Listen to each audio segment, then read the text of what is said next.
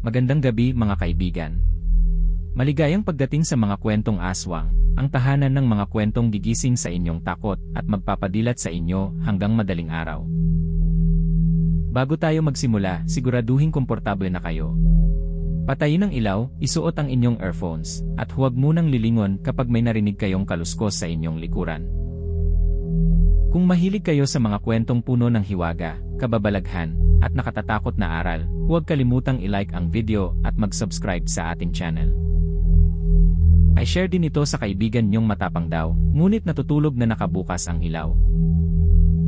Ang kwentong maririnig nyo ngayon ay tungkol sa isang baryong hindi tinatamaan ng liwanag, kahit tirik na tirik ang araw. Sa baryong iyon, walang aninong sumusunod sa mga tao. Ngunit tuwing 3:00 ng madaling araw, may mga aninong gumagapang ng mag-isa at kumakatok sa bawat bahay. At sa gitna ng isang lasyan, ay may simbahang matagal nang nilamon ng putik, subalit umaahon kapag may bagong pangalang nakaukit sa kampana nito. Huminga ng malalim, makinig, at tandaan, hindi lahat ng sumusunod sa inyong likuran ay aninon nyo. Simulan na natin ang kwento ng ang baryong walang anino at ang simbahang lumulubog tuwing 3:00. 3 linggo matapos ang madugong pangyayari sa San Amado, patuloy sa paglalakbay sina Dario, Berto, at Kulas. Wala na kay Dario ang dating agimat na ilang ulit nagligtas sa kanila. Ang natitira sa kanya ay kaalaman, tapang, at isang gulok na minana pa sa kanyang guro. Si Berto naman ay gumagamit ng tungkod sa araw. Ngunit kapag dumidilim, bumubukas ang mapula niyang mata ng balete, at nakikita niya ang mga nilalang na nagtatago sa pagitan ng liwanag at dilim. Si Kulas ay nanatiling makulit kahit isa na lamang ang kanyang mata. Hindi na rin siya immortal at mas mabagal nang gumaling ang kanyang mga sugat. Kulas, sigurado ka bang ito ang daan? Naamoy ko ang nilulutong kamote sa unahan. Ang baryo ang hinahanap natin, hindi ang kamote. Parehong mahalagang direksyon iyon. Noong huli mong sinundan ang amoy ng kamote, napunta tayo sa kulungan ng baboy. Hindi ko kasalanang masarap magluto ang baboy. Ang may-ari ang nagluluto, hindi ang baboy. Kaya nga hindi ko kinain ang may-ari. Napailing si Dario habang tinatahak nila ang maputik na daan. Maghapon nang umuulan, ngunit walang kulog at walang hanging umihip. Ang mga puno sa magkabilang gilid ay nakayuko na tila may dinadalang napakabigat sa kanilang mga sanga. Pagsapit nila sa isang lumang tulay, nakakita sila ng matandang bangkero na nakaupo sa tabi ng tuyong bangka. Huwag kayong tumuloy sa kalinaw. Bakit po? Dahil tahimik lamang sa pangalan ang baryong iyon. Itinaas ng matanda ang kanyang lampara. Napansin ni Berto na may anino ang lampara, ang bangka, at ang mga puno, ngunit walang anino si Mang Ambo. Manong, nasaan ang anino ninyo? Kinuha nila noong unang tumunog ang kampana. Maaari ba nilang kunin ang anino ko? Malaki yon. Baka mahirapan sila. Huwag mong gawing biro ang gutom ng nasa ilalim. Biglang tumahimik si Kulas. Mula sa maputik na ilog, may umbok na gumalaw na parang katawan ng taong gumagapang sa ilalim ng tubig. Kapag may kumatok ng 3 beses pagsapit ng 3:00, huwag magbukas. Kapag tinawag ang pangalan nyo, huwag sasagot. At anuman ang makita ninyo sa salamin, huwag ninyong titingnan ang nasa likuran nyo. Paano kung wala akong makitang salamin? Sa kalinaw, hindi salamin ang hahanap sa'yo. Ang refleksyon mismo ang lalapit. Tumayo si Mang Ambo at itinulak ang kanyang bangka sa putik. Nang kumurap si Berto, nawala ang matanda at ang bangka. Naiwan lamang ang lamparang patuloy na nagliliyab sa ulan. Maaari ba nating kunin ang lampara? Hindi. Bakit? Dahil baka pati magnanakaw na kapre ay kasama sa sumpa. Hiram sana. Ibabalik ko kapag nakita ulit natin ang multo. Pagsapit ng dapit hapon, narating nila ang arko ng baryo Kalinaw.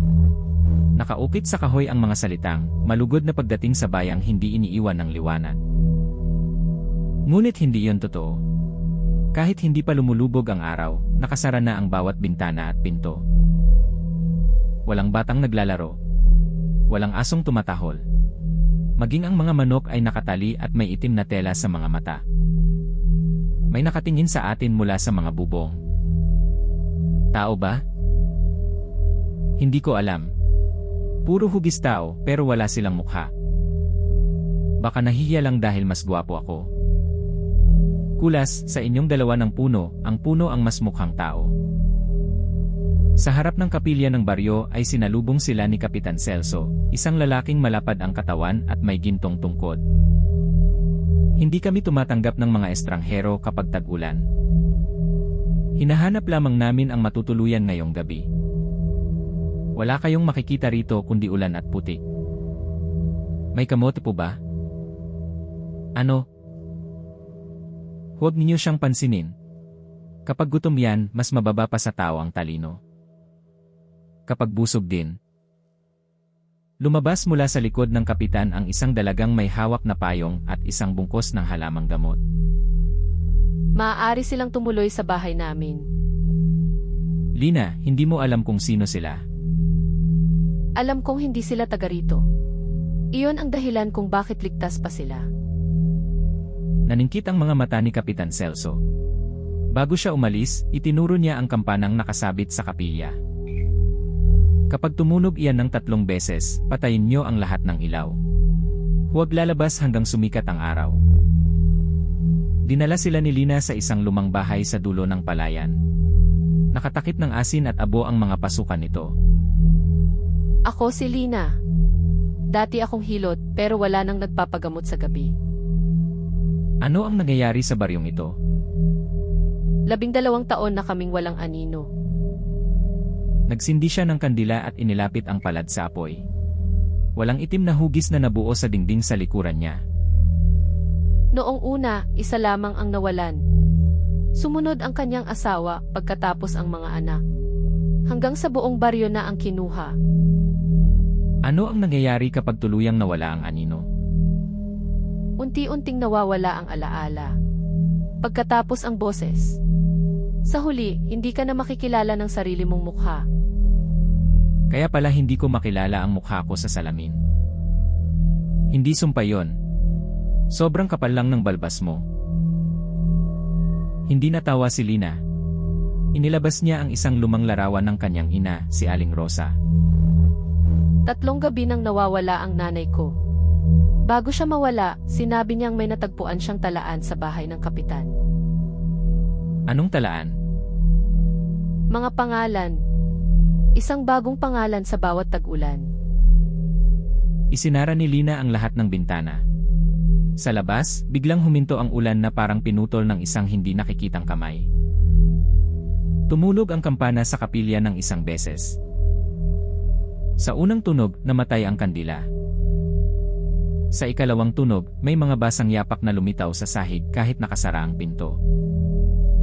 Sa ikatlong tunog, nagsimulang kumatok ang isang bagay mula sa loob ng aparador. Huwag kayong gagalaw. Hindi ako gumagalaw. Nanginginig ka. Ang takot ang gumagalaw sa akin. Dahan-dahang bumukas ang aparador.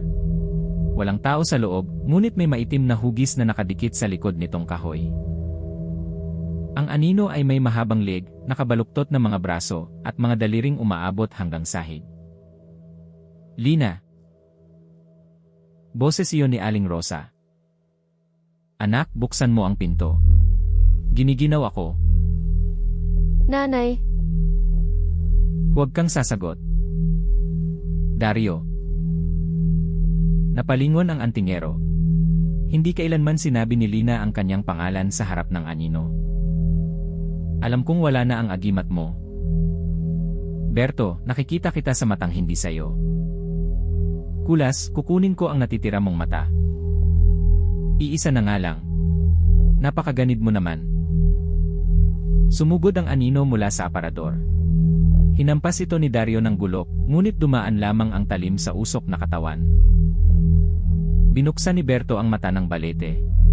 Nakita niyang may maninipis na hiblang nakakabit sa anino at humahaba patungo sa ilalim ng lupa. Hindi ito ang tunay na katawan. May kumokontrol dito mula sa lesion. Hinugot ni Kulas ang kanyang tabako at ibinuga ang makapal na usok. Kumapit ang usok sa anino at ginawa itong solidong tila basang balat. Ngayon, ikinampay ni Dario ang gulok. Naputol ang isang braso ng anino at tumalsik sa dingding bilang itim na putik na puno ng maliliit na ngipin. Umalinggaw ang sigaw ng maraming tao mula sa loob nito. Gumapang ang naputol na braso at sinubukang pumasok sa bibig ni Lina. Kaliwa. Hinampas ni Berto ng tungkod ang kamay. Sa pagdampi ng pulang mata niya rito, nagliyab ang anino at naglaho. Bumalik ang katahimikan. Ngunit sa sahig ay may naiwang basang piraso ng papel. Pangalan nito ng nanay ko. Sa ilalim ng pangalan ni Aling Rosa ay nakasulat ang petsa ng gabing iyon at ang mga salitang, ika-4 na handog bago sumapit ang bagong buwan. Hindi sumpa ng buong baryo ang kinakaharap natin. May taong patuloy na nagpapakain dito.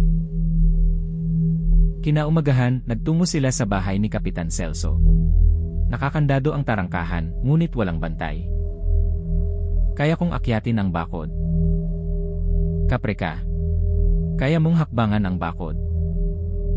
Gusto ko lang maging magalang. Ang pagpasok ng walang pahintulot ay hindi magalang. Kaya nga akyat ako ng dahan-dahan. Sa loob ng bahay ay nakita nila ang mga salaming nakatalikod sa dingding. Bawat isa ay may pangalang nakasulat sa likuran.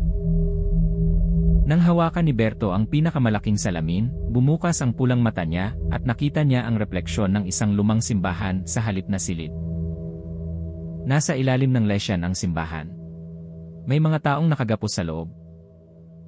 Nakikita mo ba ang nanay ko?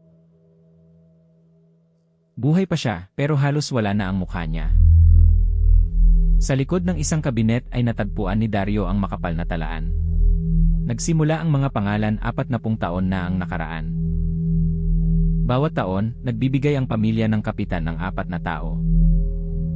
Para saan? Para hindi umapaw ang lesyan at lamunin ang baryo. May nakasingit na lumang liham sa huling pahina.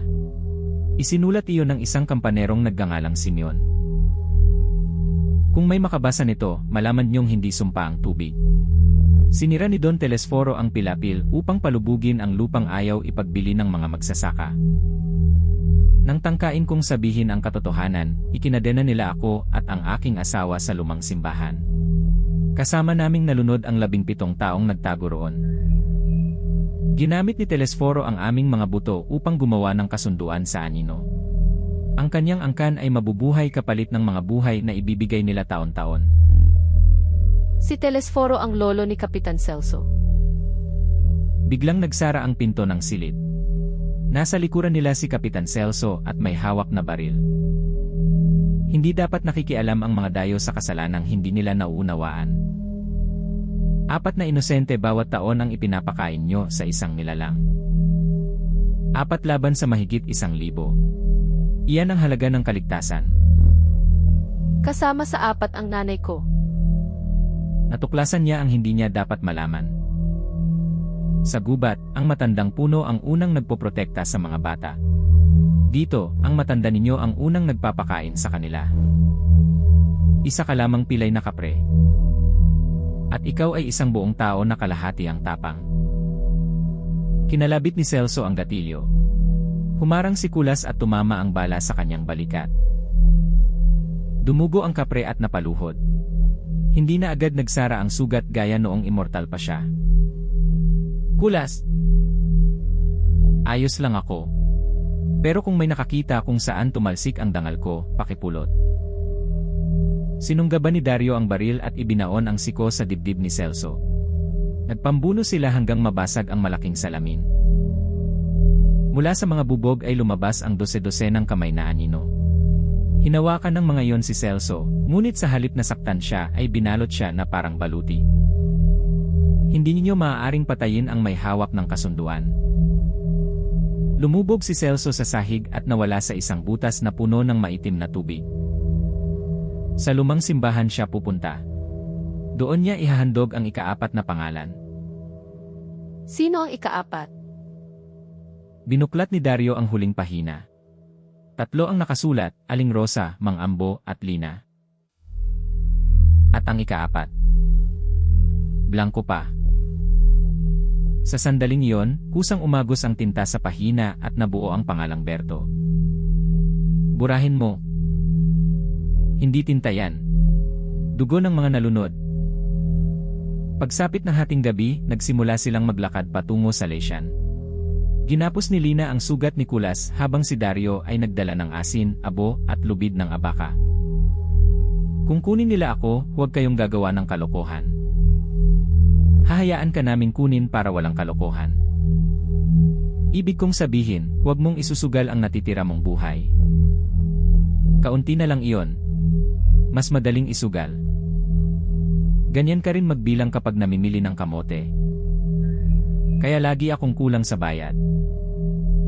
Sa gitna ng Lesian ay nakatayo ang kampanang tanso na kalahating nakalubog sa putik. Walang tor, walang lubid, at walang taong malapit dito. Eksaktong 3:00, gumalaw ang kampana ng mag-isa. Sa unang tunog, nagbitak ang lupa. Sa ikalawang tunog, bumula ang Lesian at lumutang ang mga bangkay na nakapikit ngunit humihinga. Sa ikatlong tunog, umahon mula sa putik ang lumang simbahan, balot ng lumot, ugat, at mga aninong pilit kumakawala sa mga pader. Bumukas ang pinto nito. Nakatayo sa loob si Kapitan Celso, suot ang baluting gawa sa daan-daang mukha. Malugod na pagdating sa kaligtasan ng Baryo Calinaw. Ang kaligtasang binili sa buhay ng inosente ay ibang pangalan lamang ng kasamaan. Kumumpa si Celso.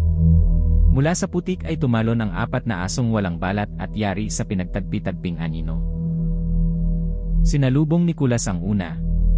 Hinawakan niya ang mga panga nito, ngunit kumagat ang nilalang at bumaon ang mga ngiping malamig sa kanyang bisig. Hinataw niya ito sa haliging bato. Pumutok ang katawan ng aso at kumalat bilang mga uod na anino sa kanyang dibdib. Dario, paano ko papatayin ang bagay na patay na? Sindihan mo ang usok sa loob nito. Sana sinabi mo bago ako kinagat. Isinaksak ni Kulas ang nagliliyab na tabako sa bibig ng aso. Umumbok ang leg nito bago sumabog sa maitim na apoy. 2 aso ang sumugod kay Dario. Iwinisik niya ang asin sa gulok at gumuhit ng krus sa putik. Nang tumalon ang mga nilalang, tumigas ang kanilang mga katawan sa ibabaw ng guhit. Pinaghiwa-hiwalay sila ng gulok at bawat putol ay naging usok na sumisigaw. Ang huling aso ay lumundag kay Lina. Humarang si Berto at ginamit ang tungkod, ngunit pinulupot ng nilalang ang anino nito sa kanyang leg. Nanlaki ang pulang mata ni Berto. Sa loob ng katawan ng aso ay nakita niya ang mukha ni Mang Ambo. Manong Ambo, kung naririnig niyo ako, kumapit kayo sa boses ko. Basagin mo ang kwintas sa leg nito. Hinampas ni Berto ang tansong kwintas. Pagkabiyak nito, naglaho ang aso at bumagsak si Mang Ambo sa putik, buhay ngunit mahina. Akala namin patay na siya. Mas malala. Ginawa nila akong bantay sa daang papunta rito. Pumasok silang lahat sa simbahan. Sa loob ay hindi altar ang nasa harapan, kundi isang napakalalim na balon na napaliligiran ng mga pangalan. Nakagapos sa mga upuan ang mga nawawalang taga-baryo. Kabilang sa kanila si Aling Rosa, maputla at wala ng mga mata, bibig o ilong. Nanay! Lina! Walang bibig ang matanda, ngunit narinig nila ang tinig nito mula sa lahat ng sulok. Huwag mong hahayaang ilagay nila ang pangalan mo sa kampana. Kumilos ang mga anino sa kisam at bumaba na parang mga lubid. Pinulupot ng mga ito ang mga braso at binti ni Dario at Kulas. Si Berto ay hinila patungo sa balon. Habang papalapit siya, may mga kamay na lumabas sa tubig at kinapa ang mapula niyang mata. Mata ng balete. Mata ng lamang lupa. Isang mata para sa 1,000 anino. Hindi ito libre. Kulas, magkano nga ba ang bayad mo rito? 2 bayong ng kamote at 1 matinong kaibigan. Wala kang matinong kaibigan. Kaya nga hindi pa bayad. Sa kabila ng takot, napangiti si Berto. Ngunit biglang bumaon sa kanyang mata ang 1 daliri ng anino. Umagos ang pulang liwanag sa kanyang pisngi. Nakita niya ang alaala ng lahat ng kinuha ng kasunduan. Nakita niya si Simeon na nakagapos sa kampana habang tumataas ang tubig. Nakita niya ang asawa nitong si Marta na pilit kinakalas ang kadena gamit ang dugo ang mga kamay. Nakita niya si Don Telesforo sa labas, tumatawa habang pinipigilan ng kanyang mga tauhan ang mga magsasakang gustong tumulong. Hindi ako ang kumukuha ng mga anino. Ako ang unang aninong ikinulong nila. Dario. Nasa loob ng kampana ang mga buto ni Simeon. Iyon ang puso ng kasunduan. Huli na. Itinaas ni Celso ang talaan. Kusang natapos ang pangalan ni Berto at tumunog ang kampana sa itaas ng simbahan. Biglang humiwalay sa katawan ni Berto ang kanyang anino. Tumayo iyon sa harap niya, may dalawang matang pula at bibig na puno ng matutulis na ngipin. Sa wakas, hindi na ako kailangang sumunod sa isang bulag. Sa boses pa lang, alam kong pangit ka. Ako ang lahat ng galit na hindi mo kayang ilabas. Kung ikaw ang galit ko, bakit mas madaldal ka pa kay Kulas? Huwag mo akong idamay sa pakikipag-usap mo sa sarili. Sinuntok ng anino si Berto. Napunit ang kanyang labi at bumagsak siya sa gilid ng balon. Sumugod si Kulas, ngunit pinilipit ni Celso ang mga daliri. Humigpit ang aninong lubid sa liig ng kapre hanggang pumutok ang balat at umagos ang dugo sa kanyang dibdib. Ang kapre ang susunod. Sapat ang haba ng buhay niya para sa 20 tag-ulan. Kalahati na lang ang buhay ko. Baka 10 tag-ulan lang ang sukli. Ibinuka ni Kulas ang bibig at ibinuga ang lahat ng usok na nasa baga niya. Napuno ang simbahan ng makapal na pulang ulap. Sa loob ng usok, naging solidong laman ang mga anino. Isa-isang pinutol ni Dario ang mga lubid na nakagapos sa kanila. Lina, palayain mo ang mga bihat. Berto, pigilan mo ang sarili mong anino. Madaling sabihin yan kapag hindi sarili mong mukha ang sumusuntok sa'yo. Sinunggaban ng anino si Berto sa leg. Sa halip na lumaban, ipinikit ni Berto ang kanyang mata ng balete. Galit kita. Takot kita. Bahagi kita. Pero hindi ikaw ang magpapasya kung sino ako. Hinawakan niya ang kamay ng sariling anino at idinikit iyon sa kanyang dibdib. Sumigaw ang nilalang habang hinihigop pabalik ng katawan ni Berto. Bumalik ang anino sa paanan niya. Sa unang pagkakataon mula nang mawala ang kanyang mga mata, nagkaroon muli ng malinaw na hugis ang kanyang katawan sa liwanag. Samantala, sinugod ni Dario si Celso. Sinalag ng kapitan ang gulok gamit ang baluting mukha at pinakawalan ang mga bibig na nakakabit dito. Kinagat ng mga mukha ang balikat at tagiliran ni Dario. Napunit ang kanyang damit at bumuka ang 3 malalalim na sugat. Wala ka ng agimat. Isa ka na lamang karaniwang tao. Ang agimat ay sandata. Hindi iyon ang dahilan kung bakit ako lumalaban. Isinaksak ni Dario ang gulok sa sahig at hinawakan ang tansong kadena ng kampana. Pinadaanan niya rito ang sariling dugo. Simeon, 40 taon ka nang nakagapos. Kung naririnig mo ako, hilahin mo ang kadena mula sa kabilang panig. Mula sa ilalim ng balon ay lumitaw ang kamay ng isang nalunod na lalaki. Hinawakan nito ang kadena. Hindi ko kayang sirain ang kampanang ginawa sa aking mga buto. Hindi mo kailangang sirain ng mag-isa. Hinawakan ni Kulas ang kadena kahit duguan ang magkabilang kamay. Kumapit si Berto sa baywang ng kapre. Sumunod si Nalina, Mang Ambo at ang mga napalayang bihat. Kapag sinabi kong hilahin sabay-sabay, ikaw pa ang mamumuno. Ako ang pinakamalaki. Iyon din ang dahilan kung bakit ikaw ang pinakamalaking sagabal. Ngayon, sabay-sabay nilang hinila ang kadena. Umuga ang buong simbahan at nalaglag mula sa kisame ang kampanang tanso. Sinalo iyon ni Celso gamit ang mga anino, ngunit pumalibot sa kanya ang mga mukha ng lahat ng isinakripisyo ng kanyang angkan. Iniligtas namin ang baryo. Utang ninyo sa amin ang buhay ninyo. Hindi namin hiniling na iligtas sa pamamagitan ng pagpatay sa iba. Itinaas ni Dario ang gulok at pinukpok ang bitak sa gilid ng kampana. Sa unang hampas, nabiyak ang tansong balot at lumitaw ang isang puting buto. Sa ikalawang hampas, sumabog ang mga pangalang nakaukit dito at lumipad na parang nagliliyab na papel. Sa ikatlong hampas, nahati ang kampana at kumawala ang sigaw ng 18 taong nalunod sa lumang simbahan. Bumagsak ang baluti ni Celso. Ang daan-daang aninong pinakain ng kanyang pamilya ay kumapit sa kanyang balat. Dario, tulungan mo ako. Sisirain ko ang talaan. Hindi ako ang hinihingan mo ng tawad. Isa-isang hinila ng mga anino ang mga kasinungalingan mula sa katawan ni Celso. Sa bawat paghila ay lumalabas sa kanyang balat ang mukha ng isang taong ibinigay niya. Pumutok ang mga ugat sa kanyang mga braso. Nabiyak ang kanyang mga kuko sa kakakapit sa sahig, ngunit patuloy siyang kinaladkad patungo sa balon. Ginawa ko iyon para sa baryo. Ginawa mo iyon upang manatili sa kapangyarihan. Lumitaw si Simeon sa likuran niya, basang-basa at may kadena pa rin sa leg.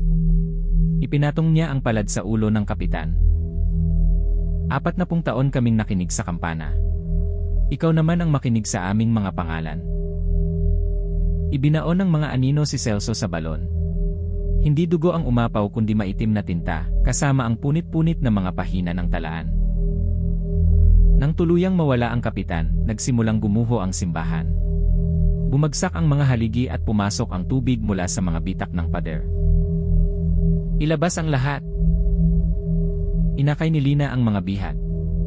Binuhat ni Kulas sina Aling Rosa at Mang Ambo sa magkabilang balikat kahit patuloy ang pagdurugo ng kanyang sugat. Berto, sumunod ka sa boses ko. Nakikita ko ang anino mo. Mabuti. Pinakamalaki iyon. At pinakamabilog. Tumakbo sila sa lumulubog na pasilyo. Sa likuran ni Berto ay bumagsak ang isang rebultong bato at naipit ang kanyang tungkod. Hinawakan siya ni Dario bago siya matangay ng rumaragas ang tubig. Tumalon silang dalawa sa bintana habang nilalamon ng putik ang gusali. Si Kulas ang huling nakalabas. Kumapit sa kanyang paa ang 3 aninong ayaw pang pakawalan ang kanilang galit. Sa halip na durugin ang mga yon, yumuko ang kapre at hinawakan ang kanilang mga kamay. Tapos na. Hindi na ninyo kailangang maging halimaw para marinig. Nagbalik sa anyong tao ang mga anino. 3 nalunod na bata ang ngumiti bago naging mga alitaptap at lumipad patungo sa madaling araw. Kasabay ng pagsikat ng araw, tuluyang lumubog ang simbahan. Ngunit sa pagkakataong iyon ay hindi na tumunog ang kampana. Sa buong baryo kalinaw, bumukas ang mga bintana. Sa unang sinag ng araw, muling lumitaw ang mga anino ng mga tao sa lupa. Ang mga nawalan ng mukha ay unti-unting nagkaroon muli ng mga mata, ilong, at bibig. Niyakap ni Lina ang kanyang ina habang kapwa sila umiiyak.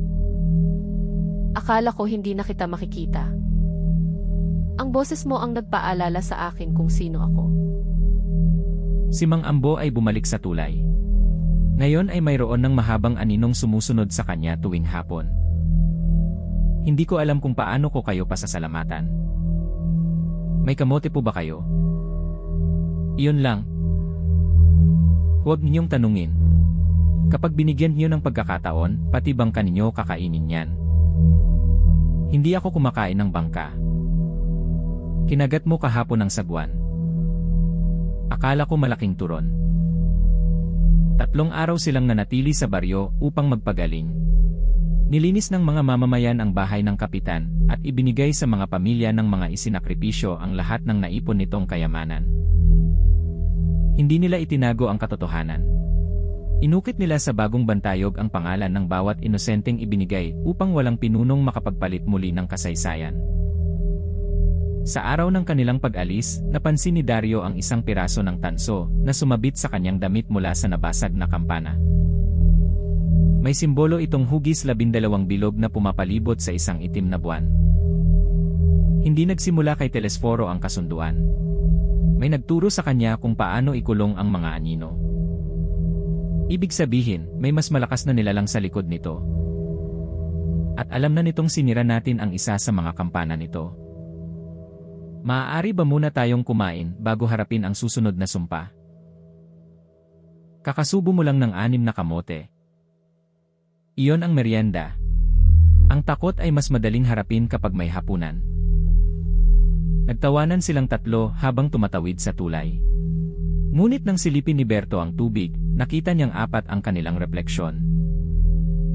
Ang ika-4 ay isang babaeng nakasuot ng itim, nakatayo sa pagitan ni Dario at Kulas, at wala itong mga mata. Isa pa lamang ang kampanang nabasag. 11 ang natitira. Biglang gumalaw ang tubig. Nang muling tumingin si Berto, 3 na lamang ang refleksyon. Dario, may nakita akong babae sa tubig. Maganda ba? Wala siyang mata. Hindi niya makikita kung gaano ako kapangit. May pag-asa ako. Huwag kayong lilingon. Sa likuran nila, may basang mga yapak na sumunod hanggang sa dulo ng tulay. Ngunit walang sinuman sa 3 ang lumingon. Dito nagtatapos ang kwento ng ang baryong walang anino at ang simbahang lumulubog tuwing 3:00. Mga kaibigan, tandaan natin na ang kaligtasang itinatayo sa paghihirap ng inosente ay hindi tunay na kaligtasan. Walang pinuno ang may karapatang pumili kung sino ang isasakripisyo upang mapanatili ang sarili niyang kapangyarihan. Kapag ikinubli ang kasalanan, hindi ito nawawala. Lumalaki lamang ito sa dilim hanggang pati mga walang kinalaman ay madamay. Ngunit ang pagsasabi ng katotohanan, gaano man kasakit, ang unang hakbang upang makalaya ang mga biktima at matigil ang pag-uulit ng kasamaan. Kung nagustuhan niyo ang kwentong ito, huwag kalimutang i-like ang video, mag-subscribe, at pindutin ang notification bell para sa mga susunod nating kwentong kababalaghan. I-share din ito sa kaibigan niyong laging sumusunod sa inyo, at tingnan kung may sarili ba talaga siyang anino. At kung magising kayo ng 3:00 dahil sa tunog ng kampana, huwag bubuksan ang pinto, huwag sasagot kapag tinawag ang pangalan, at huwag titingin sa salamin. Dahil maaaring hindi kayo ang makikita niyo roon, kundi ang aninong matagal nang naghihintay na pumalit sa inyong mukha. Magandang gabi mga kaibigan. Hanggang sa susunod na kwento, at tandaan, ang aninong pinakawalan sa dilim ay marunong ding maningil sa liwanag.